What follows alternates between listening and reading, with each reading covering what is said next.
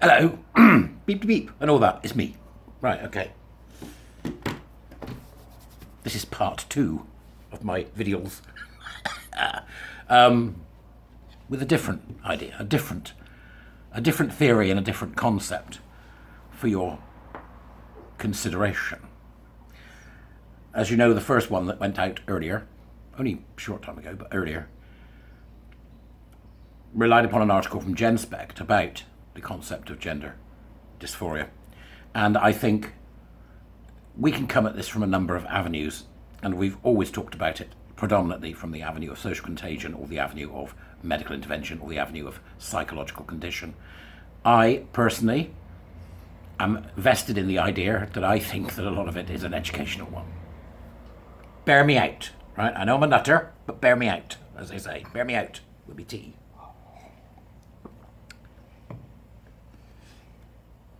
What if, right, when we triage children, right, that come and say I'm trans, right, if we triage those children, ask yourself the question, what would be the first thing you'd do? Go on, have a think. Let's pause for a few seconds.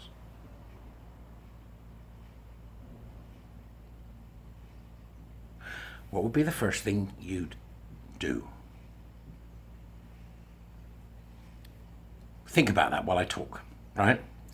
I've had a conversation with the old warrior teachers who are doing fantastic things. It's just great watching them go. We've got new groups as well that are doing very well, having a great time of it, storming and trying to get to know each other and understand things.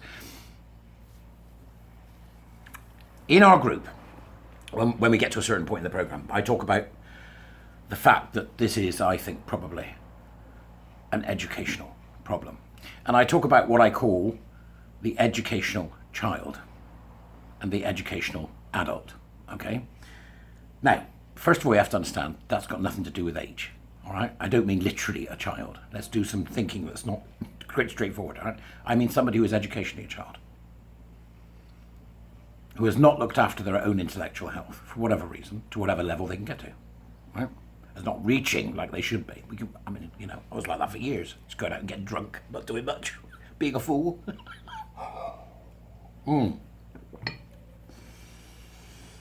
So when we talk about an educational child, what I mean by that is that it could be somebody who's 50. I asked them questions before I wrote the program. I asked them questions of gay men. And I said to these gay men, all in their 40s and 50s, do you think there's much for you to learn now you're this age? And resoundingly the answer came back, no, not really. Arrogance. Arrogant gay bastards. No, not really. I pretty much got it now. I'm sussed. I mean, the absolute stupidity of that comment, I couldn't believe. It shocked me to think that men think that. Right? That men think that. So I asked a few women. Guess what the response was? No, God, no, there's always something to learn. Now, I may have picked the wrong women, I may have picked the wrong men. I'm not saying that's indicative at all, but it's an indicator of how men can be, I think. We can be very tough in terms of getting, of giving in to things that we believe, So there's something about education that means that people can be educationally a child, i.e. they're not open to education of any kind and they resist it. I should call them educational teenagers, really, because that's when that starts. They resist the idea of learning or continuing to develop. And then you can become an educational adult who doesn't expect certainty from much whatsoever and is more than willing to look at anything and to abandon that which is proven or seems to make sense and therefore can replace what you knew before. I have this conversation, right? And I'm also really interested in what's been happening with learning over the last 50, 60 years, which has been used as a tool for power. So imagine that you go and start working for a bumfuzzled corporation that sells crap, right? Oh, welcome to the organisation. You go on your induction, where everybody does stupid things. I think one of the cinema chains years ago used to get people to impersonate a cat because they thought it was freeing and liberating. Wankers! Mew! It was a bit like that twat on Big Brother. What was his name? Ken? No, not Ken. Oh, anyway, I can't remember. So, right. And then as you move through the ranks and you became a supervisor and then a team leader and then a manager and then whatever it may be, they would eke out the educational stuff that was required for that position. Right? We don't have to do that anymore because we've got all the secrets and we know what's crap. Well, we've managed to sort through the bull, most of us that are actually really interested in education for adults. And I've done some work recently with a young person, and I've been teaching them stuff that I teach to our teachers, and they get it, right? Being educationally a child and being educationally an adult, it's got nothing to do with age. I think once you get to a certain point, and that point I think is probably the teenage years, there isn't much you can't get your head round if it's explained and taught well. So in answer to my own question, which was, what do you think we should do if we're triaging these young people who are coming up and saying, I'm distressed, or I have a trans identity, or I'm not a boy, I'm a girl? The first thing that we should do if there's going to be a triage, regardless of who it is that's trying to deal with that young child, is that triage, that initial intervention should be educational. Brutal. Gory. Truthful. Historic. Temporally anchored. It should be educational. Over and above everything else. Because I think young people are smart enough to get it. That should be the first triage, should be education, because it's the education system that lied to them in the first place. So, education. Right? Somebody turns up, I'm going to the psychologist with their parents, I want to be a boy, I think I'm a boy, I think I'm a girl. Right, okay. The first intervention is, we need you to do this. That's before we start talking. There's a program that you can get involved with. There'll be people there to talk to, just like you. You can have a conversation around this, and you're going to get challenged, right? If you're not up for the challenge, we can't help you. That's how you triage it. And you sit them down, and you say to them, look, this is John Money and this is Kinsey. Here's what they did. And then you show them pictures of what happens when it goes wrong. You show them the blood, and then you let the stories of detransitioners speak for them. It's an educational issue, primarily. That's how we begin. And the reason that we need to begin like that is because, let's go back to Bumfuzzled Corporation, who sell their Bumfuzzle products for your everyday needs. It's because the tactics that have been used to get the idea of gender identity into the public sphere are the same tactics that have been used by Bumfuzzled Organisations Limited to get you to buy their shitty products. Exactly the same tactics. This is an idea that's been sold on the back of fake benefits, using made-up features that mean that people can buy it. And that is what people have done. The main selling point? Virtue. Goodness. That's the main selling point. Knock, knock, knock. Oh, hello. Yes, I'm here from Gender Bum Fumble.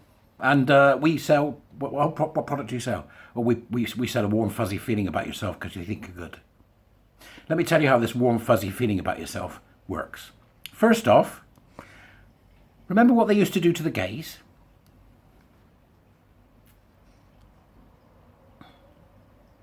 This is a product that has been sold. A product that has been sold as an idea by various organisations with a vested interest in making money off it.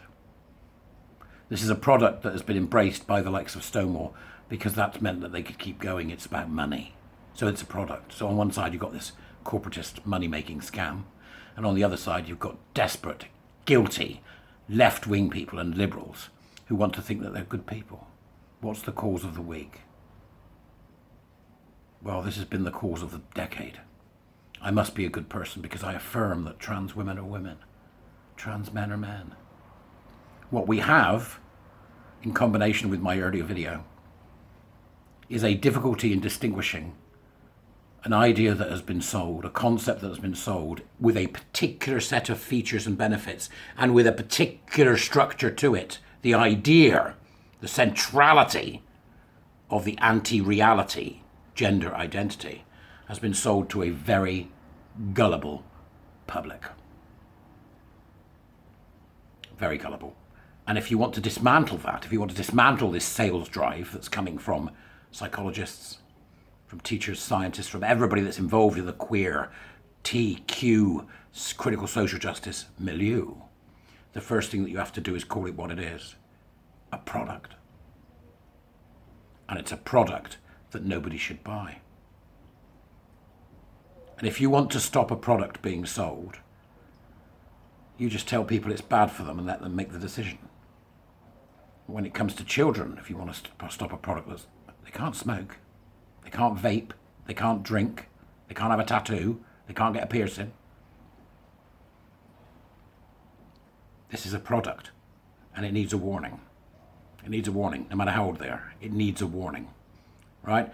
And that product warning, in the absence of work by governments, and that product warning in the absence of work by the existing education establishments, including universities, in the absence of that warning, the only way to get that message out to young people is to build alternate provisions.